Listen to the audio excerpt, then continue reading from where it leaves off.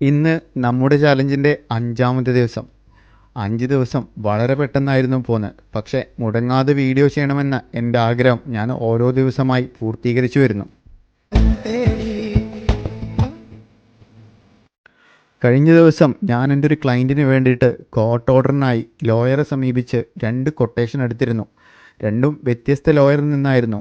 രണ്ടും ഞാൻ കണ്ണ് അന്താളിച്ച ദിവസം. കാരണം ഒരാളുടെ റേറ്റ് ആവട്ടെ $2800, മറ്റൊരാളുടെ ആവട്ടെ 1400.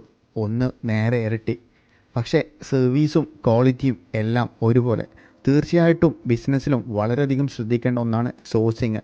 നമ്മൾക്ക് ആവശ്യമുള്ള ഉൽപ്പന്നം ഏറ്റവും ക്വാളിറ്റിയോട് കൂടി ആരാണോ നമ്മൾക്ക് തരുന്നത് അവരടുത്തായിരിക്കണം നമ്മുടെ പർച്ചേസും സർവീസുമൊക്കെ. കാരണം ബിസിനസ്സിൽ ലാഭമാണ് വളരെ ഇമ്പോർട്ടൻ്റ്, ക്വാളിറ്റിയും അത്ര തന്നെ പ്രധാനമാണ്. 2-3 ദിവസം മുമ്പേ പ്രിയ എന്നൊരു പെൺകുട്ടി എന്നെ കോണ്ടാക്റ്റ് ചെയ്തിട്ടുണ്ടായിരുന്നു.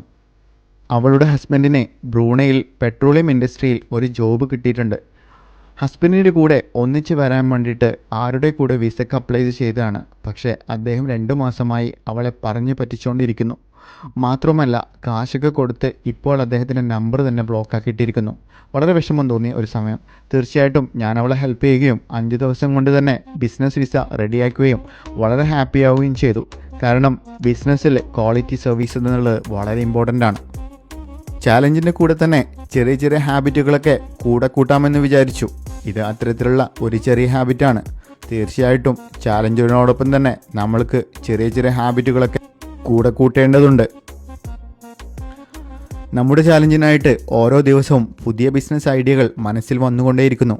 ഇന്ന് തോന്നിയൊരു ആശയമെന്ന് വെച്ചാൽ, നമ്മൾ സാധാരണ ഇന്ത്യയിൽ നിന്നൊക്കെ മെറ്റ ആഡ്സ് ചെയ്യുന്ന സമയത്ത് 18% ടാക്സ് ഡിഡക്റ്റ് ചെയ്യാറുണ്ട്.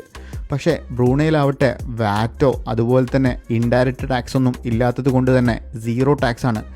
എന്തുകൊണ്ട് ബ്രൂണയിലുള്ള അക്കൗണ്ട് നമ്മൾക്ക് ഇന്ത്യൻ മാർക്കറ്റിംഗ് ഏജൻസികൾക്ക് സെല്ല് ചെയ്തുകൂടാ എന്നുള്ള ഒരു ഐഡിയ എന്നിൽ ഉദിച്ചിട്ടുണ്ട്.